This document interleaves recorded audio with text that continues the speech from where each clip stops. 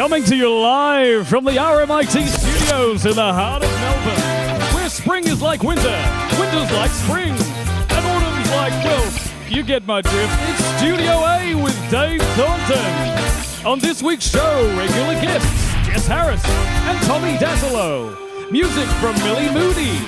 Comedy from Celia Piccola. And from the women's football team, the Muggers, Jess and Mon. And comedians Sammy Jay and Justin Hamilton. But now please welcome the host of StudioA, Mr. Dave Thornton.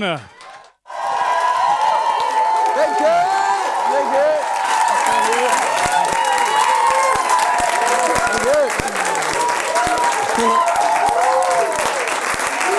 Very good.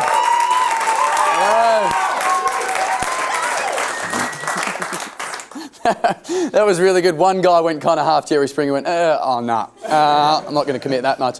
Guys, welcome to live Thursday night down here at Channel 31 at StudioA. Now, in case anyone was watching last week, I don't know if anyone heard me harp on about that crazy Dutchman, Andre Roux. You guys know that guy? Yeah. I was talking about him last week, and it seems he can't keep out of the media. Yeah, exactly. He's the violinist, the crazy Dutch violinist that came over here. He played the Telstra Dome. 30,000, 40,000 people were seeing him each night. Now, he loves Australia supposedly so much now. Rumour has it that he's actually going to be on as a celebrity guest for Neighbours. You guys, I don't know how they're going to get him involved. Like he's whether just going to start jamming with Harold on his tuba or something. I've no, take it away, Andre. I have no idea. But it's kind of cool, like Neighbours, they wear it like a badge of honour, you know, they see it kind of like an international celebrity is going on their show. Personally, I think it's a little bit weird that a 60-year-old crazy Dutch guy with long hair is fiddling with himself on national television. But, and also in the news, Australia has come out. Yeah, the movie. That'd be weird, 20 million people just going, hello! Just thought I'd let you know. Put on some Streisand, let's get this moving. Bit ironic from a guy in a pink shirt, but still. But Australia's come out. Supposedly it's the biggest thing in Australian cinematic history since Peter Phelps walked away from Bell's Beach and Point Break and said, it's death on a stick out there, mate. It's... I expected two people to laugh. That's a very odd reference. But now there's heaps of CGI involved supposedly in the movie because it's set in Darwin, supposedly during World War II when they get bombed. But to be honest with you, the CGI is not really involved too much with the bombing and the planes and that. It's just to make sure that Nicole Kidman's expressions look normal. Carl Chandler wrote that one.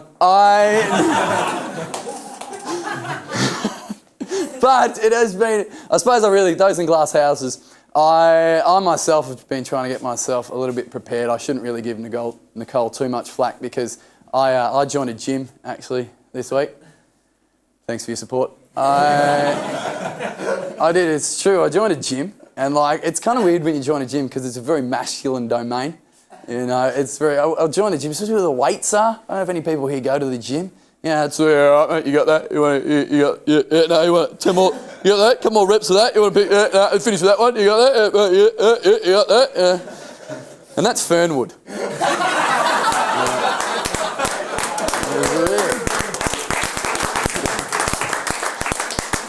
Even the cameraman clapped that one. That's all right. I was there. I joined this gym, and I got a personal trainer.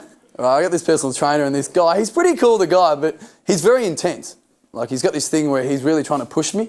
He goes, mate, what you got to do is you got to find the chink in that armour. You got to find people, you got to find what pushes them and pushes them far. He goes, with some guys, they just call them princess, you know, and they just keep cracking the weights and they hit hard. And I'm like he said it, he goes, sometimes I push them so hard, they just leave. They just leave, and I know I've pushed them and I feel good about myself. And I'm like... I was like, you know, what's the point? Like, seriously, for me, too, I'm a comic. I get stuff thrown at me all the time. I'm completely self-aware of what's wrong with me, you know? Like, oh, no, I mean, look at me. I'm somewhere between, like, Shaggy from Scooby-Doo and a poor man's Tom Williams, you know? Like, I know that. But he said that, he goes, I push them so far, they just leave. And I'm like, well, what do you mean? Like, is he going to push my masculinity? Is that it? It's barely holding on by a thread as it is. Like, how's he going to push me? He goes, mate, I'll just find that little bit. I was going, whatever. I've heard everything under the sun. What are you going to say to me? Who cares? Okay, let's just crack this on. I'll do it. I'll do whatever you got to throw at me. Right.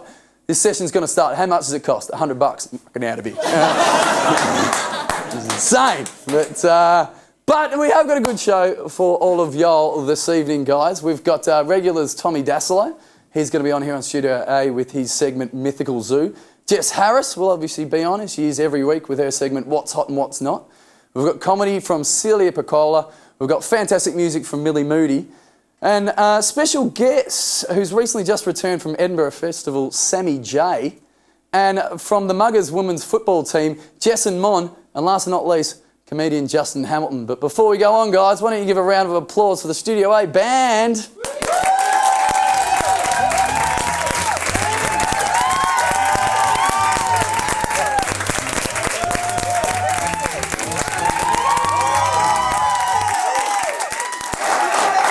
They're good. They are very good. Now, I'm not sure if any people here in the audience or in TV land there know, or analogue TV land, that Monday will be exactly a year since our Prime Minister Kevin Rudd got into office. And, not funny. It's just... here at Studio A, we love to reminisce. So here for you guys, where you have it. The Studio A's highlights of Kevin Rudd's first year as PM. Yeah. Now, we kicked off in December, and as a Queenslander moving into the lodge, it wasn't easy. Firstly, he had to clear out all the green and gold tracksuits from the cupboard and replace them with singlets saying 4X gold. C4 stickers were also hard to get off the bedroom mirror. And lastly, Kevin Rudd also tried to convince the Salvation Army into taking 100,000 leftover Kevin 07 t-shirts. January, and kicks off with he signs the Kyoto Protocol, and the country applauds. He says later he thought the Kyoto Protocol was actually a car. Still, he signed up for it. So, now in February, Kevin quickly instigated the Sorry Day. Do you guys remember that? Yeah. You seem happy about it. National Sorry Day, where he apologised to the Indigenous community for how they were treated by previous Australian governments, which is great. But he forgot, however, to say sorry to the redheads of this country, and they're still referred to as Fanta Pants. Split the audience over that one. In March, Mr. Rudd buys a fabric marker pen and realises he now has 100,000 Kevin 08 t-shirts. Now, April, after the success of the single John So, He's My Bro, with profits going to the charity, the PM decided to put out his own album to help the Australian soldiers fighting in Iraq, called, wait for it, Caught Between Iraq and a Jihad Place. With singles such as Rudd as a Battlefield, Baghdadi Cool, Daddy, Baghdadi Cool, and Rudd Me Tender, Rudd Me True. The PM has a runaway hit. The Treasurer Wayne Swan also chimed in with his rendition of the Guns N' Roses' favourite, November Wayne. I wasn't happy with it either. May, the big Rudster gets to meet Pope Benedict and becomes involved in the Bill Henson debate actually in the same month. He's overheard saying afterwards he wouldn't leave his kid with either one of them. I've insulted so many people in about 5 minutes. This has been great. June to August, as we know, the PM tours are more than any other figurehead in recent history. And much like John Farnham, Aussies wish he'd just stop freaking touring. September, he asked George W. Bush if he's attended the G20 summit. October, after talking to his advisors, George W. finally gets back to him and says, stop asking so many hard questions. And finally in November, as the year ticks over, the Rudster celebrates his first year anniversary with the people who got him to where he is today. The girls at the Scores nightclub! Hey! So there you have it, sports fans. Studio A's highlights of Kevin Rudd's first year.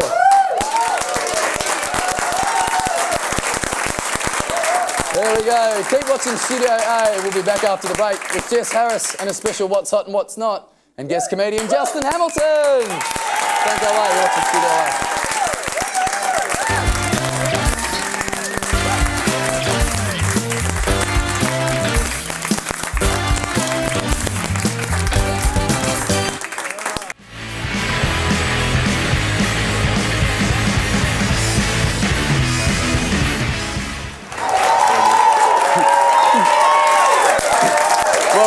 StudioA, where our shares can't go any lower since they started at 0.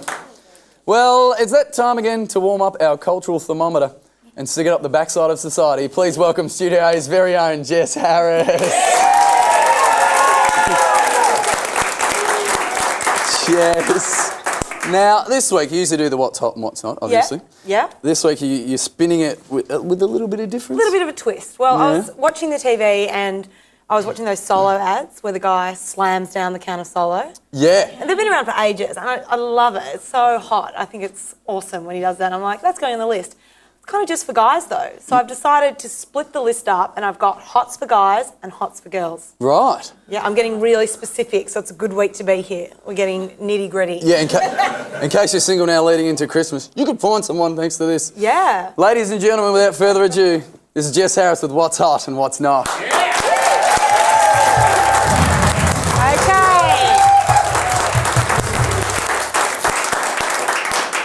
Guys, the fellas, the lads, the boys, get ready to find out what's hot in the world of the wolf. Counting down. Number 5 on the hot list for guys is fainting. Nothing is cuter than seeing a big, strong man completely lose control of his body, hit the deck. You'll have that many ladies running to your aid to help you and play nurse. Number 4 on the hot list for guys is hot dads. But what is not cool is when hot dads check out young girls, okay? Because part of your charm, all of your charm actually, is your unwavering love and devotion to your child and your wife. As soon as the eyes wander, you lose all your hotness. Number 3 on the hot list for guys is drinking straight out of the bottle, swigging from a big bottle of juice, go for the milk straight out of the carton, gin, whatever takes your fancy. A guy that's not afraid to take big sips is hot. And number 2 on the hot list for guys is taking your hat off to girls when they walk by. Old-fashioned chivalry is so hot. And number 1 on the hot list for guys is one-night stands with single mums. It is completely reckless and irresponsible, but it's so hot right now. Okay? Now all the girls, the gals, the ladies, the babes, the dolls, get ready to find out what is hot in the land of the feline. Number 5 is driving trucks. Nothing's cuter than seeing a girl all pussed up looking $1 million behind the wheel of a big rig. Number 4 on the hot list for girls is drawing on your face with permanent marker. It shows that you know how to have fun and you're not precious. Number 3 on the hot list is fruit hats. Put it on, bit of Gloria Stefan and start a conga line this summer. Number 2 on the hot list for the gals is finding out if he's right for you with a daisy and a simple, he loves me not, he loves me. Nothing's hotter and more empowering than making snap decisions, especially when it comes to guys. Remember, ladies, don't sweat the small stuff. And number 1 on the hot list for girls is having a fully stocked handbag, okay? You got to be ready for everything. You know, you got your normal, you got your lip gloss, you got your mirror, got your tape measure, you got your scratch and sniff stickers, your permanent marker for drawing on those cat whiskers, some novelty glasses in case the party gets dull. You got to be ready for everything. Puff paint, I could do your shirt. You could never know, yeah. So get ready. It's incredible when I see, like, especially a lot of girls, or women I know with their handbags. It's You've like always got the it. Doctor Who TARDIS. Yeah. Like, it looks small, but then and you just find crap in there. You go, oh, look, it's a troll doll. What the hell? Trying to find something, it takes me forever. Yeah. But anyway, stock up. Now, that's all good, and that's what's hot. It is. Now we have to know the reverse. For the not. Here we Okay, go. guys, this is what is not hot for you. Starting at number 5, all things cartoon characters and clothing. Vests, ties, boxer shorts, cummerbums, I don't know. Nothing novelty is cool. Number 4 is pre-booking movie tickets. Okay, to the untrained eye, this is harmless, maybe even helpful and well planned. To me, it shows me that you overthink, you're not spontaneous, and you're a worrier. All not great signs. Such a small detail can tell me so much. Number 3 on the not hot list for guys is shark tooth necklaces. Number 2 is having girly posters up in your room. And number 1 on the not hot list, again, is a demo. Now, I was at a party and I was chatting to a guy and pretty sure he was trying to chat me up. And it wasn't going so well considering he was a close talker and he liked to tell me how much money he was making with a wandering eye. And then mid-convo, he was like, yeah, so me and my brother, we just went rock climbing. Now, I'm aware guys get chapped lips and I say moisturise away, but I'm only trying to help when I say don't put your lipstick on in public. Especially if you're trying to chat up a girl. Okay, that's not hot.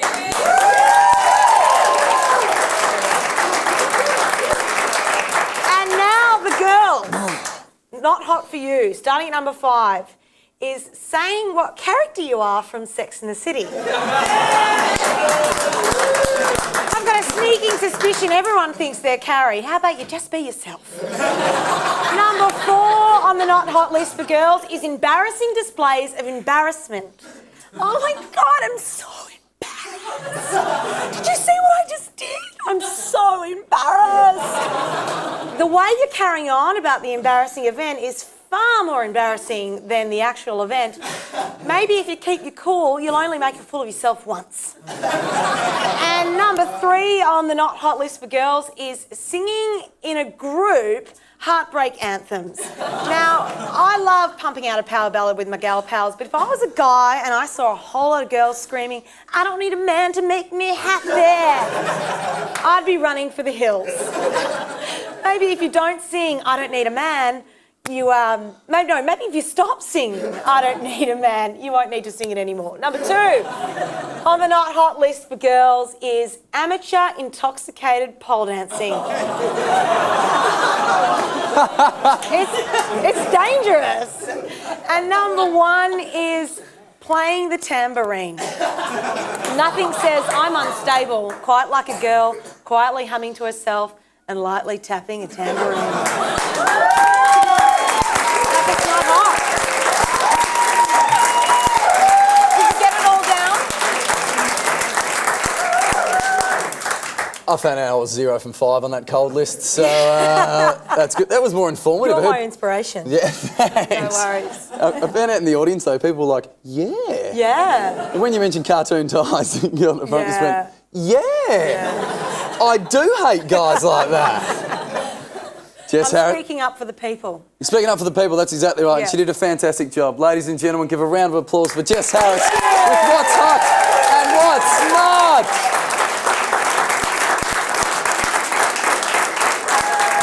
Good work.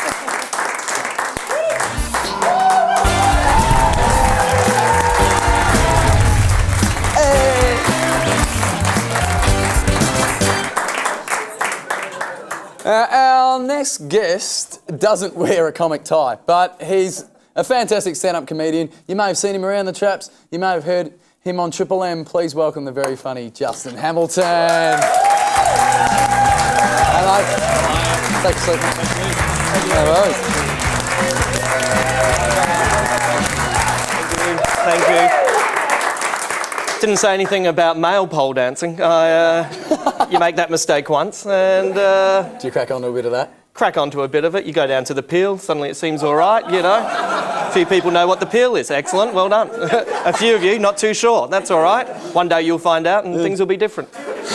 Australia is coming out, what do you know? Exactly. Now, Hammer, you're a bit of a movie buff. I am. Yeah? I am. I do movie reviews for a Perth radio show and it's the best job ever. Because I'm meant to be at the movies at 10 a.m. on a Monday morning. I'm being paid for it. Like, it's the best job. Like, normally I would go and I'd feel a little bit bad about it. I was like, oh, I'm not meant to be here. I'm meant to be doing something else. But now, it's pretty sweet, actually. Yeah. When I saw the new Bond movie, have you seen it? No, I haven't. I was going to ask you, because I haven't seen it. What's with the name? Quantum of Solace. I know. You can get a cream for it. I'm pretty certain. Are we all... Did we like the last James Bond movie? Yeah, it was great. Well, if the last one was like a Casino Royale with cheese, this is a side order of Quantum. Still pretty tasty, but not quite as good, you know? Yeah? Yeah. You know what, I've got to say, girls, you like Daniel Craig? Yeah. Oh, there's one man clapping. That's good. I'm gonna say something to the ladies now. If you haven't seen the movie, I hate to tell you this, he doesn't strip down to his bathers. I'm sorry about that. Now for the men, I'm going to tell you something good. He doesn't strip down to his bathers. It's good, isn't it? Because we were sitting there in the movie and he came out in the bathers, the ladies went, oh, he's beautiful. And all the guys had one word go through their head, which was inadequate. Yeah. You're on there on a first date going, this will be, Lord. Oh, it's just a piece of meat. That's all you're looking at, girls. Yeah, exactly. He's got nothing up here. I like to talk. Yeah. No, it doesn't work at all. Everyone's looking, he's goddamn hot, you know. You know what's great, though, is the theme song gets stuck in your head and therefore it makes your day really exciting. Oh, yeah. Do you know what I mean? Like, you're in the shower, you knock over the shampoo, you catch it, rather than just catch it, you suddenly go, "Bana, bana, bana." Feels really good. Have you been doing that all week? All week. You know, caught the tram and wasn't paying for a ticket. Am I right, people? And this is true. You know, you get on the tram and I'm sitting there and the conductor gets on, so I'm moving down and they're moving along with me. So you're moving, you're looking over your shoulder, they're getting closer, you think, come on, one more stop. You're moving along, they get closer, you get off, and suddenly, bam, it hits your stop, you jump off, you see them looking at you, jump out, bana, bana, bana. Tram comes along, you're gone. But what a way to go. There you are in the middle of Swanson Street, just in togs going. Yeah, hey, ladies, check out a bit of this white meat. So what? Bit of pale, opaque meat. Yeah, bit of white chocolate. Hello, ladies. So what do you rate it? What do you rate it? You know, probably a 3.5 out of 5. Yeah? Or a 7 out of 10, depending on what kind of rating you want. How you want to work with fractions? Yeah, exactly. It's your show. And you're going to go see Australia tomorrow, aren't you? I am going. Australia. Australia? Yeah, the new Baz Luhrmann. Australia. Welcome to Australia. Did you know? So that's the way you've got to pronounce it, Australia. I'm really looking forward to seeing everything look like it's set in the past and Nicole Kidman's face look like it's from the future. Do you know what I mean? Have you seen the scenes? It's like everything looks like the past, and then they've just superimposed this face. There's oh, hello, I'm Nicole Kidman. I don't reckon she's blinked in 3 years. Do you know what I mean? They just get the makeup girl to get sponges and go. Just a little bit of juice in there. Yeah, she looks strange. So I like Hugh Jackman. We like Hugh Jackman, don't we? Yeah. Even men can like Hugh Jackman, you know, like homophobic men will say, yeah, he's all right. And still feel masculine, won't they? Yeah, you know? yeah. Even though he played Peter Allen, they was like, he's all right. Yeah, all right, I'll go to Rio, that's all right. Only if Hugh Jackman's there. Otherwise, it's a bit weird. I'm wearing them right now. Do you go to the movies much? Nah, I can't afford it. I work for Channel 31. But, now, mate, now you have a gig coming up next week. I do. Next Thursday at the Hi-Fi Bar, the Spinning Wheel returns. It's going to be a big night. We've got comedians such as Will Anderson, Paul McDermott, Tripod. The night's hosted by Spicks and Specks duo Alan Bro and Adam Hills. It's going to be a big night. Starts at about 7:30. The show will finish at about 10:30. There's DJs playing all night. Yeah. At about 4 in the morning, you should look for me. Maybe had 600 or 700 tequilas with Paul McDermott in a headlock telling him, I love you, you little bugger. That's the plan for the night. Running around the Hi-Fi going, banner, banner, banner, banner. Now, it is on at the Hi-Fi Bar and it's only like $30. $30 and it's a big night where a lot of money going to the Heart Foundation and the Australian Lithuanian Club. So it should be a wonderful night. Because some of you are going, why the Australian Lithuanian Club? Because the Australian Lithuanian Club is the Lithuanian Club Down Under experience. It's like a cover band. It sounds like that, doesn't it? You know, when you'd see, Kiss. Oh, you're going to see Kiss? No, I'm seeing the Australian Kiss Down Under experience. Yeah. That's what that sounds like. It's like a polka band, but in nothing but those blue wife beater singlets. Exactly. Now, I believe the website should be coming up actually on screen. If you go to www.thehifi.com.au, you get tickets. And $30, like $30 costs you. That's about a ticket to see one of those guys at the festival. Yeah, exactly. So well, I think it's not even enough to see some of them at the festival. So it's going to be a big night, and should be a lot of fun. Yeah, it's a night to get dressed up for as well. Sometimes you go to the comedy, you're sitting around in your tracky dacks and sing like, oh yeah, that was a good night. But this is one of those nights where you can get dressed up. There'll be great DJs playing. Andy McClellan, Andy, he's going to be playing all night. So it's going to be worthwhile, guys. And a good excuse not to go to work on a Friday. You know, sorry, I had to do the right thing by raising money for the Heart Foundation. Was out Thursday I got night. so fundraised last night. Oh, mate, I was completely off my fundraiser. Well, ladies and gentlemen, if you want to get off your fundraiser, go down the gig next Thursday down at the Hi-Fi Bar. Thanks, Justin Hamilton, for coming down to StudioA. Thanks, matey. All right, and we'll be back after the break with the wonderful Tommy Dassler and Sammy Jay. See you soon.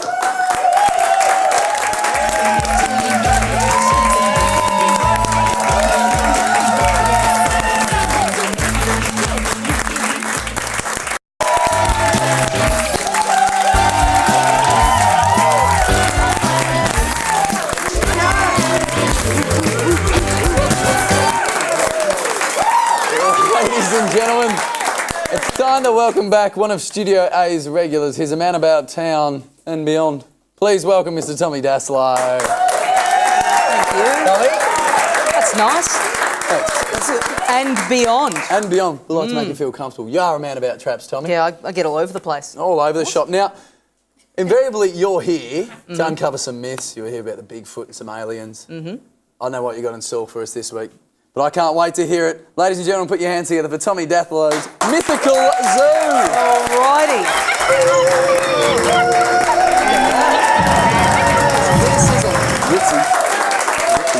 Alrighty, so yeah, previously I have spoken about aliens and Bigfoot. This time I wanted to speak about a creature that people might not be so familiar with.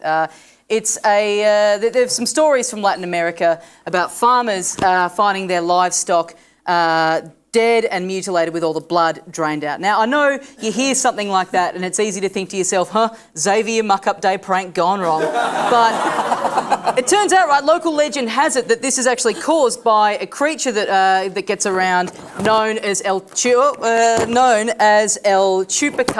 a beast that is rumoured to be about the size of a small bear and covered in scales and horns, and roams the countryside looking for livestock that it can pounce upon and then rip apart, much like age film critic Jim Shembry ripping apart an Adam Sandler film. Now, the name comes from the Spanish, the word chupar, meaning to suck, and cabres, meaning goat. So, the literal English translation for this spectre of evil is the goat sucker. Yeah, it's not. Yeah, doesn't quite fit, does it? It's not that scary. Like the goat sucker.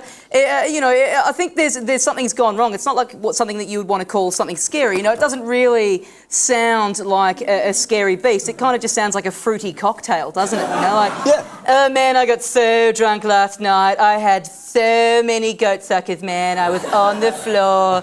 You know, so I think a name can make a big difference to how scary you find something. Like take Ted Bundy, for example, like the famous serial killer. Like, what if he had been known as the people poker? You know, it wouldn't be anywhere near as scary. Would I just picture poor little Chupacabras, you know, coming home to his house and he's got this, he's dragging a dead goat behind him, and his housemate's like, so what do you got there, Chupi? Oh, you know, he's just a goat for me for later on. Oh, what are you going to do? Are you going to take that up to your room and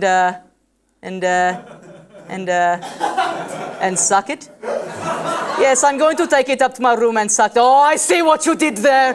Damn it, I keep telling you, it's poor English translation. You know, it's poor little fella. Like, I just feel so sorry for him.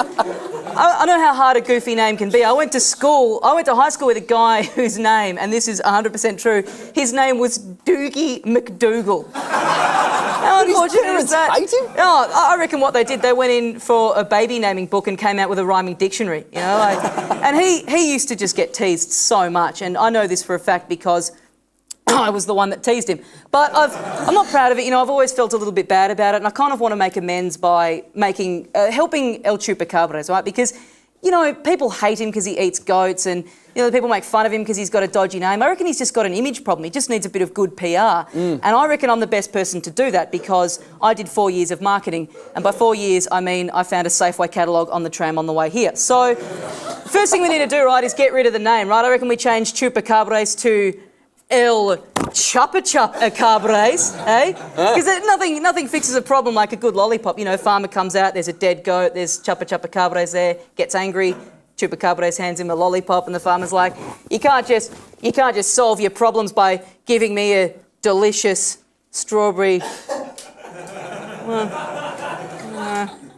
Get out of here, you little scamp, you know. and secondly, right, he's got a bit of an image problem too. Like, I think, you know, the scales and the horns and stuff, it's a bit B-grade horror film. Yep. I reckon we can make him a bit more popular to the teen market by giving him instead a nice kind of indie emo comb-over thing. You know, put him in some stovepipes, get him on the next Block Party album. The kids will be loving him. And so all this has really got me thinking about poor Doogie McDougal, the kid from high school that I used to make fun of all the time. And I want to try and make it better. And Doogie, if you're watching, you know, you don't need to be ashamed of your name because it can be a cool name. All you need to do is just jazz it up a little bit, right? Check this out. Doogie McDougal becomes Doogie Howser McDougal. Yes! Brilliant, brilliant. I'm a miracle worker. That works. And no doubt, Doogie McDougal's the kind of guy, possibly the sad, pathetic kind of guy that might watch Channel 31, and he heard that apology. So thanks Sounds very like much it. for that, Doogie. Ladies and gentlemen, thank Tommy Dasilo again for coming down and entertaining us. And now, nice work, Tommy. And now we've just got a quick word from our sponsors. Over to you, Oliver. Thanks, Dave. This week's episode of Studio A is brought to you by Man Boobs. Just when you thought weird Uncle Phil couldn't look any creepier. Scented candles. Can't think of a gift for that special someone?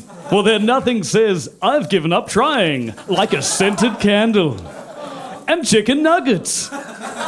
If ordering from the kids' menu is wrong, then Lordy, I don't want to be right. Back to you in the studio, Dave. Thanks, Oliver. Now,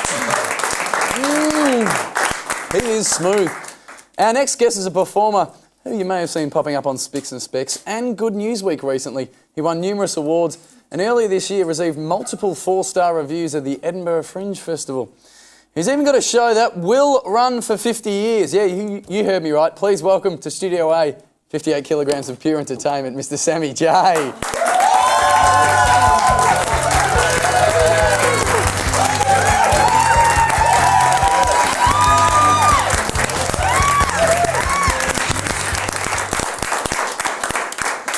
Yeah? Yeah? How are you, Sammy? I'm wonderful. Wonderful. Thank you for having me in your studio. Eh? It sounded like I prepared that. I didn't. Well, it didn't sound like I prepared it. So Now, Sammy, you legitimately do... it was just on the 50-year show. Yes. Can you explain the 50-year show? People don't know what it was. Nor should they. The 50-year show, it was an idea I had on a bus overseas. I thought, wouldn't it be funny if I started a show that went for 50 years and I did one show every 5 years until 2058 when I'm a 75-year-old man. Cut from that bus in London to a month ago in Melbourne with me dancing with a bunch of 5-year-olds on stage at the North Melbourne Town Hall who have all committed to coming back every 5 years until they're 55 years old. And a 3-hour ridiculous extravaganza with such silly pranks as Adam Hill's reading out the crossword from that day's paper. He's going to come back every 5 years and continue that same crossword. Frank Woodley did the 50-year physical stunt where he did a backflip and he's going to come back and see how much he can do with that backflip. You yourself, you're in charge of the time capsule, Mr. Thornton. That's right. I went down to the local IGA and got $20 worth of goods and I actually got a blank videotape.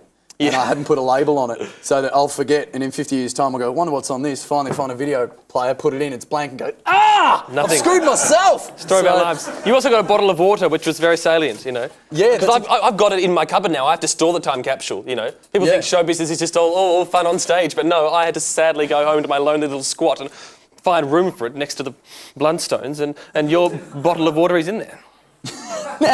Now, Sammy, we've actually got a thing here where we're offering 2 tickets to the 2013 show. Yes. It's episode 2. Yeah, that's right. Let's hope the sequel is as good as the original. Yes. But if anyone wants to phone in at this point in time to Channel 31 and you're going to be around in Melbourne in 2013, call the number now and we got you 2 tickets to the 2013 yep, show. And you'll like get special front row seats and we'll probably make jokes about you all night, I promise. Yeah, so it's going to be worthwhile. You can see the ha-has and book it in, and it's a good way to get a date. If you really liked a girl and you go, 5 years' time, you're going to have to hang around me till then. Absolutely. Well, and I'm getting married in February as well, so I've got 2 reasons for her to stick around. One, perhaps more, yeah. She likes the show, so that's good. Now, you've been touring around with your show, Forest of Dreams, with a couple of puppets. Yes, 14 puppets, filthy little foul-mouthed puppets. I wrote this show with Heath McIver, a wonderful friend and puppeteer. Yeah. And it's been good to us this year. People apparently like filthy puppets and skinny men combined. Who wouldn't? You know what? There's a kiss scene in the show, and I have to kiss a puppet, and that's all quite funny, haha. But then we actually we realised something was missing, and for the Melbourne Fringe season that just went by, we added nipples to the female character, and she already had boobs, I should specify. And I revealed the nipples during the kiss, and suddenly standing ovations. Like that was the lock. Apparently, you need nipples on the puppets, and then you've made it. So is that have you got a puppet fetish? Is that what it's come down to? No, it's sort of. I've had to become like a puppet expert because a lot of people want to talk about puppets, but I knew nothing about them. I just thought, I guess that they look great. Yeah. And they're easy to carry around in suitcases. You don't argue with them. And you get to snog them now. Yeah. So And you'd look at like a Tickle Me Elmo.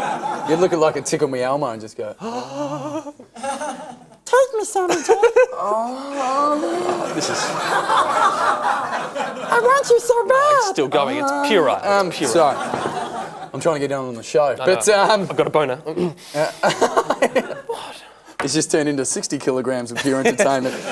Oh, that's a weapon. Now, Sammy, you have also got a show that's going to be happening down the Spiegel tent. Spiegel tent next week. It's called The Wagon of Friendship. Yeah. Which means that it's a wagon and we're all friends and we all get on board the wagon and we go on a metaphorical journey. There is no wagon. It's just a tent. I want to specify that very clearly. No wagon, but it is a show called The Wagon of Friendship. Yeah. And I'll be singing some songs and having some trivia and there may or may not be a little puppet involved. Oh, really? You're going to get the puppets involved in this one as well? Well, a little secret hijacking that I've just realised, having said it, is anything but secret, having announced it on Melbourne television. A puppet will hijack the wagon. There, I said it. Okay, but a wonderful puppet. Yeah, it's worthwhile going in because I've only seen the first half of the show, Forest of Dreams, and I know when you get involved with a puppet, it is hilarious. Because I had to go to my show at the Melbourne Comedy Festival. Yes. And it toured around Edinburgh and got 4-star reviews and did the whole kit and caboodle.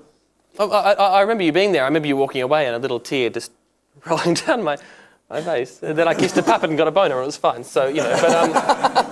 Now, I believe from the floor manager, we got right, is someone actually called in for the tickets? Someone... Oh, this is brilliant. Is it? This is Nikki, the floor manager. Everyone give her a round of applause. Okay.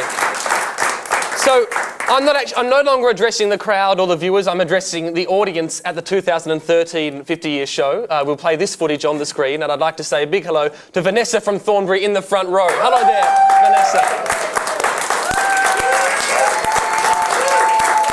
It's 2008. That's a little bit freaky. So Vanessa from Thornbury is going to be there at 2013. So many things change in 5 years, We've already got a new president, for example, Yeah, we would have. Yeah, well, yeah, like everything changes, so... All right, make a statement now that you think is going to happen in 2013. Okay, wow. Okay, so Kevin Rudd is just totally run over by Julia Gillard, who then becomes Prime Minister, but is then, backroom party coup, and then Wayne Swan is the President of Australia. Not the Prime Minister, that's what you would have thought, but no, he became the Governor-General of the Republic, and then Wayne Swan President. There you go. Ladies and gentlemen, if you want to come down and see Sammy Jay, he is on at the Spiegel tent. Oh, when is it, Sammy? Tuesday to Saturday next week at 7 o'clock. It's worthwhile going down and seeing him. He is a brilliant comedian. Once again, for Sammy Jay, guys. Okay, stick around. We'll be back with comedian Celia, Piccola. Back in a tick.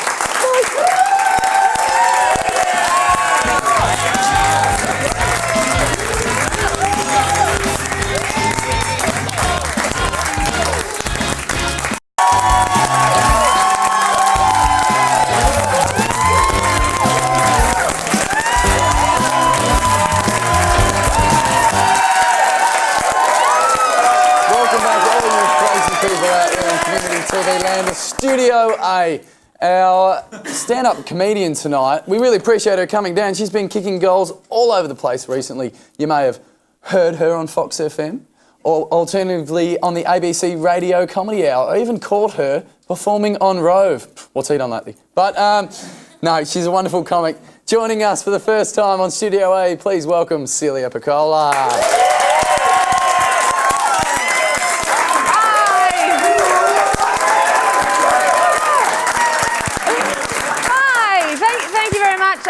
lovely to be here. I really like being a comic. It's really fun. You do get a lot of different reactions when you tell people though. Like when I told my mum for the first time, I was like, you know, Mum, I'm going to try and be a comedian. And she said, "You stupid girl, you can't change colours." I said, "Are you thinking of chameleon, Mum?"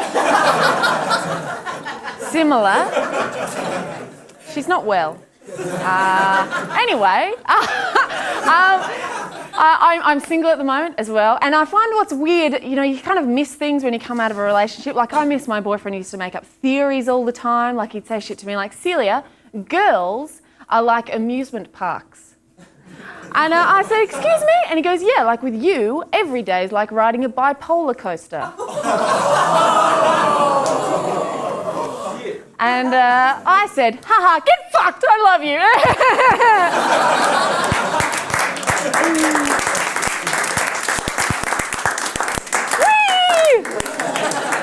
It's more fun with your hands up. It's not. But I'm trying to meet new people, but the weird thing is if I meet someone I actually like, I will without fail just act like an idiot. I don't know why. I got introduced to this guy who I had a massive crush on, and I believe my exact words were, "Fiv." Brilliant. This is Celia. Great. And then my mind goes, "Come on, Celia, quick, say something interesting, say something interesting." And then I panic and say something way too personal and inappropriate, like, "I like peanut butter because an ex of mine is allergic to nuts, and every time I eat peanut butter, I imagine him dying."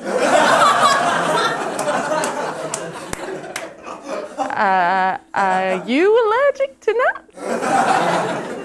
Yeah, and plus I have a temper, which makes things difficult. And the problem with my temper is my anger is often misdirected. And what I mean by that is, like, if I get a parking ticket on my car, right, I'm not angry at the parking inspector for giving me a ticket. And I'm not angry at me for parking illegally. I am angry at the actual ticket itself. Now that's a bit mental. That'd be like if someone stabbed you and you got angry at the knife. You'd be like, "Oh, why would you do that? We had so many dinners," you know? "Can you describe your assailant?" "Yes, he was serrated," right? It's cuckoo. But if I find a parking ticket on my car, I am right up in its face, like, "What are you doing here? Get off my car." And then the parking inspector will walk up and be like, "Hey, sorry I had to give you that. Why don't I just rip that up?" And I'm like, "Mind your business, yeah? This is between me and the ticket." And then I won't take it in off the front of my car. Oh no, I'll leave it out there for weeks. Because I like to drive around and I watch it flapping about in the rain and getting shat on by birds. And I'm like, "Yeah, that's what you get, ticket. I can't afford you." And then even when it's all decrepit and disgusting and falling apart, I will still leave it out there as a warning for other tickets.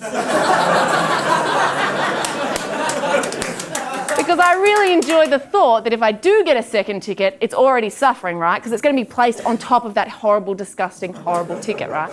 It's kind of like the equivalent of in a movie if someone got thrown down a well and landed on a corpse. Right? Because that second ticket would be like, "Ah! Pff, ow! What is that?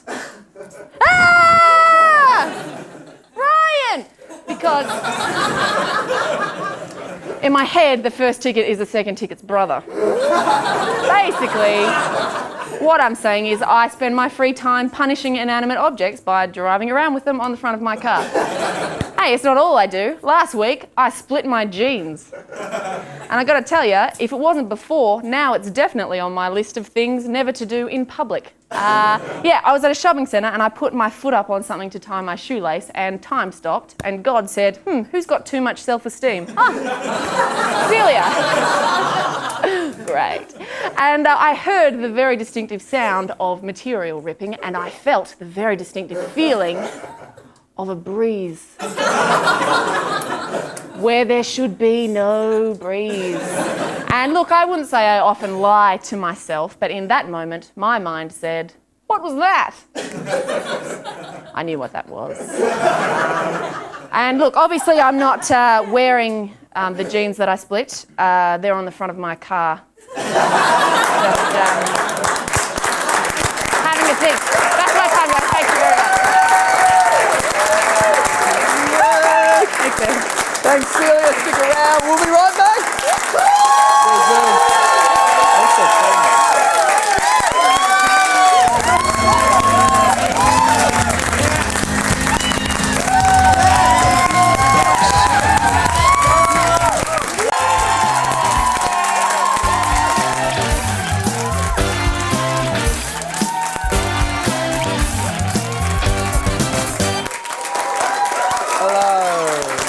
back for live TV. Now, if anyone out there in TV land does want to be part of the audience, because you guys had fun tonight, didn't you? Yeah. You should see them. They're all naked, covered in oil. But no, they're having a ball, guys. So if you do want to come down, we've only got 2 episodes left. So email us at audience@rmitv.org and come down for the fun and frivolity of Studio A. Now, we've come to the end of the show, unfortunately, but we'd like to thank everyone that came down here, all the regular guests. Obviously, Jess Harris, she was awesome. Yeah. Tommy Dassolo, we just saw Celia do some great stand-up.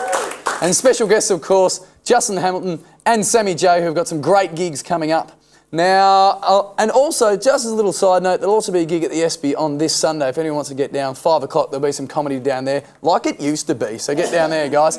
But we're going to finish off the night with a bit of a crescendo. Our musical guest tonight has performed for most of her life, and in 2005 made it to the finals of Australian Idol at the tender age of 17. That's freakish. Now, here to perform her song, Your Lady, please welcome Millie Moody. See you next week. I've been Dave Thornton.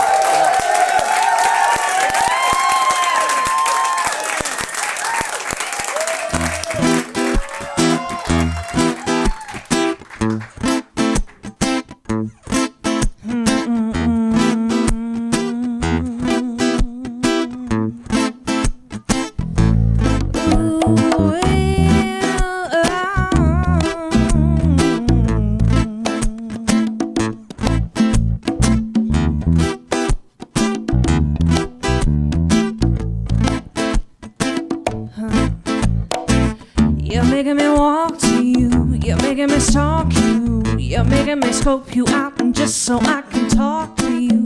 You're making me want you. You're making me need you. You're making me write my name here just so I can be with you. You're making me crave you to spend the day with you. You're making me take my clothes off just so I can bathe with you. You know you want me, baby. Lean on me, baby. You better stand up straight so I can be your lady. You are making me want you by being just who you are. You are making me want this by being just who you are. You're making me pray for you each and every day for you. You're making me tell you over how I'll have my way with you. You're making me sin for you and making me ring for you. You're making me tell you over how I have this thing for you. You know I smell good and that I look right. You better come closer so you know I feel fine. You're thinking about it, baby. You allow me, baby, to come into your life. I ain't your wife, I am your lady.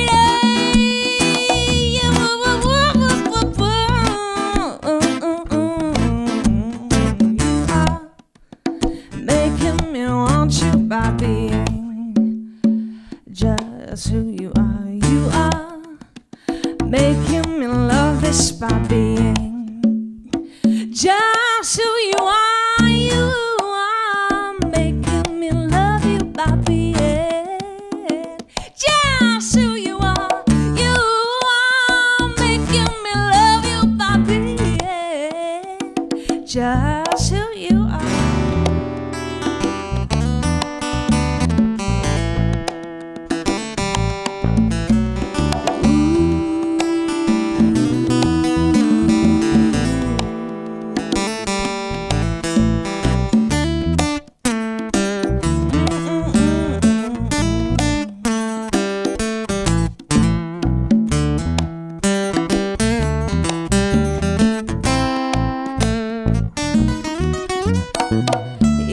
Trip on you, waiting on my crib for you. You're making me start to wonder if I should be tipping you.